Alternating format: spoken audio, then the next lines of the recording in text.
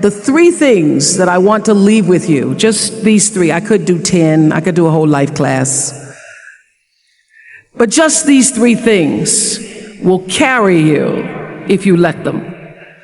First and foremost, knowing who you are. Knowing who you are. Being able to answer this question, who am I? And what do I want? You know, many times when I go out of the country, I am baffled by that question. To explain what is your occupation. I've stood there for 10 minutes. Well, am I a talk show host? Well, I'm more than a talk show host. Am I a businesswoman? I'm a businesswoman. I'm more than a businesswoman. Am I an entrepreneur? I'm more than an entrepreneur. So I just leave it blank or self-employed. So I'm not asking for the roles that you play as daughters. I'm not asking that question. What are the roles that you play as a daughter, as a friend, as a sister? You're going to be a lawyer, you're going to teach, you're going to be a pharmacist. I'm asking the bigger question of who am I? Who am I really? My answer is I am God's child. I am that which is born of all that is. I am, as Pierre de Chardin said, a spiritual being having a human experience. Come trailing the breath of the ancestors yet, but trailing the breath of the angels. And understanding that because I am connected to the source of all that is possible for me. That's who I am. And what do I want? I don't want to just be successful in the world. I don't want to just make a mark or have a legacy. The answer to that question for me is I want to fulfill the highest, truest expression of myself as a human being. I want to fulfill the promise that the Creator dreamed when He dreamed the cells that made up me. What do I want? You must have some kind of vision for your life. Even if you don't know the plan, you have to have a direction in which you choose to go. I never was the kind of woman who liked to get in a car and just go for a ride. I had a boyfriend who would say, let's just go for a ride. I want to know, where are we going? Do we have a destination? Is there a plan? Or are we just riding? What I've learned is that's a great metaphor for life. You want to be in the driver's seat of your own life, because if you're not, life will drive you. So, knowing who you really are in this space and time that we embody. That's number one. What do you want? Who are you? Number two, you must find a way to serve. Martin Luther King said that not everybody can be famous, but everybody can be great, because greatness is determined by service. Now, we live in a world where everybody wants to be famous, and where we admire people for just being famous. We think being known brings us value. The truth is, all of that will fade in time.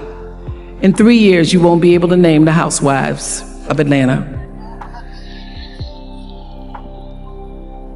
The real truth is that service and significance, service and the significance that you bring to your service is that which is lasting.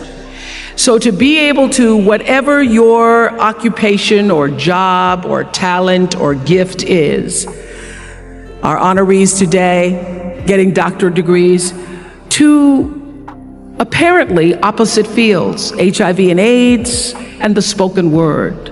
But what they have in common is service. Using the spoken word in service to community and the world. Using your knowledge and information about HIV and AIDS and medicine in service to the world. And if you look at all the most successful people in the world, whether they know it or not, they have that paradigm of service. Everybody's talking about Mark Zuckerberg and IPO. Service. Jay-Z rapping. Service. Through the word, to people, through song. For many years, I was really just happy to be on TV, and people would stop and say, "Oh, you on TV?" "Yeah, I'm on TV. I like being on TV. It's a nice job."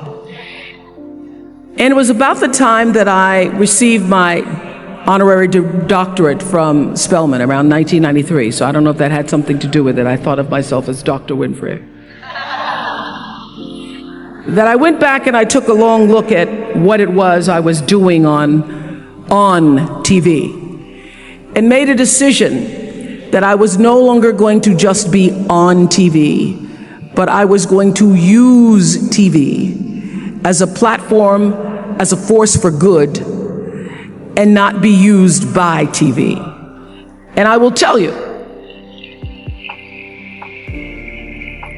my decision to make that significant change in the way I operated on television, using television as a service, changed my career exponentially.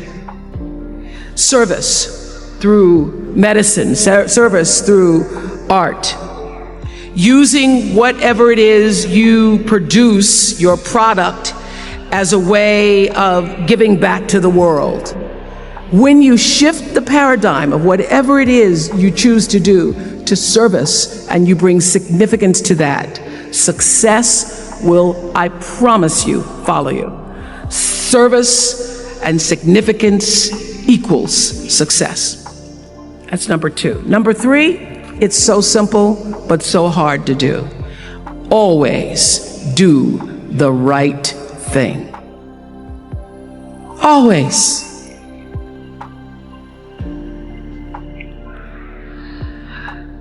Be excellent. People notice. Think of how you notice. You go to Taco Bell, somebody gives you an extra napkin and some sauce. You notice. You want to go back to that person. Because even at Taco Bell, excellence shows itself. Be excellent. Let excellence be your brand. Everybody talks about building a brand. I never even knew what that was. When people would say, "You're a brand," I would say, "No, I'm just Oprah."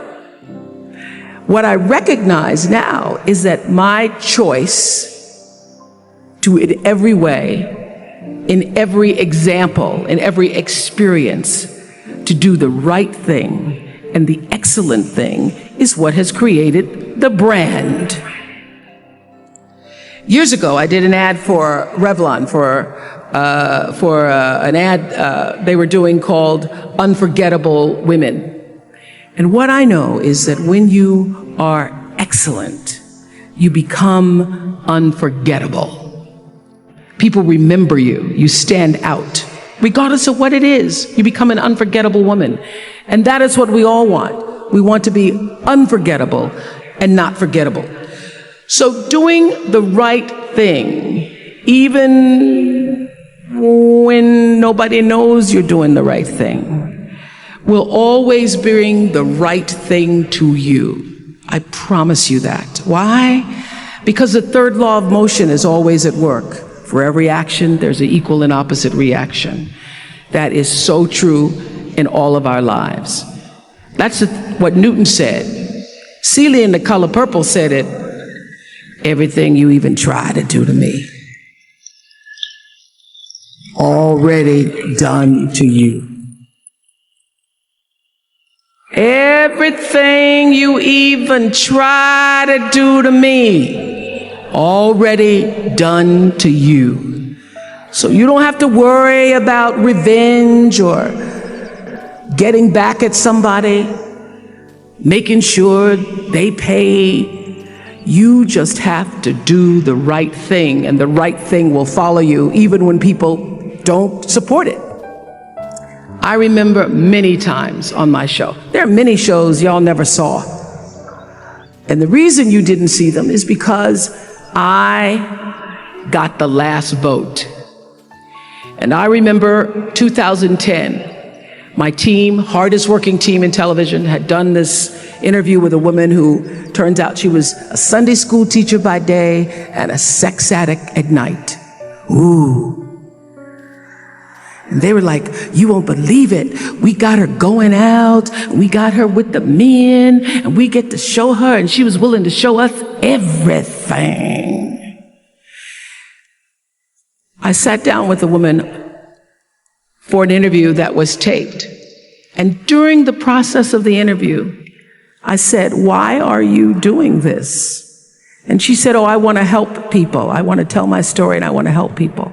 I said, do you have children? She says, yes, I have a 10-year-old son. I knew right then this is never going to see the light of day. So we got off the air, and I said to the lady, we are not going to air that show. And she said, why? My producer said, why? She knew she was being filmed. She knew what she was saying. She knows what you... I said, because her son will never get over it. Her son will never get over it. And it's not worth a rating point to me. Not worth a rating point to me to know that there's a 10-year-old boy who's destroyed because his mother went on the Oprah Winfrey show and told all her business. You do the right thing even when other people think it may not be. And oftentimes, when you make a decision to do the right thing, immediately you're faced with doubt. Was that the right thing? Was that the right decision? I don't know. Was that the right thing? You always know it's the right thing, when in the end, there is peace. You are rewarded by peace in knowing that you did the right thing. The most important thing I have come to know in doing the right thing and making the right choices is understanding what we talked about yesterday. All of you leaving here have the potential for enormous success. There's a price that comes with that. People don't always like you, and they're not always happy for you. And if you surround yourself with people who are not accustomed to your success, they become fearful, they become scared, because you are reflecting back something to them that they don't recognize. Now, they're not going to say, you know, I'm very fearful, because you're reflecting back to me something I don't recognize. They're going to say, you know what they're going to say? They're going to say, who she thinks she is. Who she thinks she is. That only happens when you are around people who do not mean and want and aspire to the best for you. People who want the best for you want you to be your best. So my greatest advice to you is to surround yourself with people who are going to fill your cup until your cup runneth over.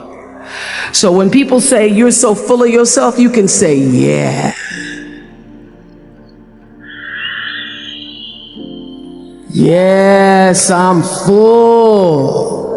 I'm so full, my cup runneth over. And to know that once your cup runneth over, you cannot spend your life with your gallon-size offerings, offering them to pint-sized people.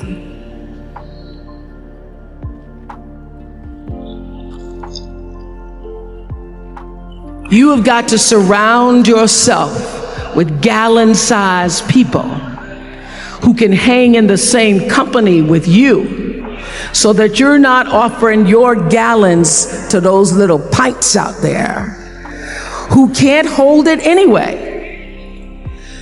Choice to change the world. I love that song. I love hearing you all sing that song. And what I know for sure is that the biggest choices begin and end with you, your internal big questions. Who do I want to be in the world? My relationship to source energy, to all that is God. I'm not talking about what you believe in God. I'm talking about your experience of that which is all life, which is divine and universal. I'm talking about the big deal. Being connected and aligned with that. When you are tuned in and charged into that, whenever you feel empty, you go inside yourself and you connect to the source, and you know that all things are possible. To know that, and to choose to do the right thing in service and significance, I promise you, you will create a vessel of service for yourself first, because you have to honor yourself first. You have to give to yourself first, otherwise you have nothing to give away. You will create a vessel for yourself, for your family, your community, and the world. And those three things will not only lead you to a blessed life. I stand as a witness. My life is so blessed, I can't even take it in sometimes. It will lead you not just to a gifted life and a rewarding life that fills you up, but a sweet life. That's what you want. You want the sweetness. You want it to be so sweet, so that even when the storms come, and they will, you'll know this too shall pass. This too shall pass. The storm is passing over, and you shall not be moved, because you know who you are.